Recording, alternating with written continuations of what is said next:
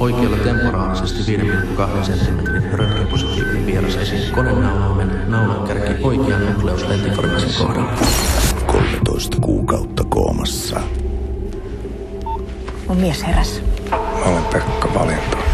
Olen sydänkirurgi. Muistatko sä, että mitä sulle tapahtui, mistä tuo naula on? Sä oot isäs. Totta kai. Muistatko sä mua? Muistissa totaalinen blackout. Poliisin tutkinnankin mukaan sä oot syytä. Meinaat, että sun ampuja löytös potilaiden joukossa. Sähän oot poliisi ja juristi. Ex-poliisi ja wannabe-juristi. Ampuja edelleen kannoilla. Tämmöisen amerikkalaisen TV-sarjan suojeluun me ei pystytä. Mitä jengiä? 4 viikkoa ja mä leikkaan taas. Terve. Sä oot tullut takas. Mäkin vituttais, jos mun mies ei rakastuisi mua enää uudelleen. Pekaloisen historia, ja sä et tuu koskaan täysin hyväksymään.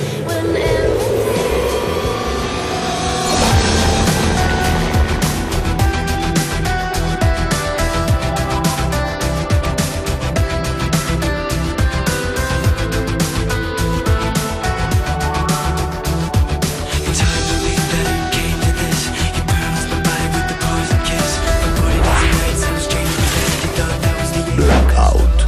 Elokuvateattereissa 26. joulukuuta. Mistä mä voin olla varma, että sä tuu sinä?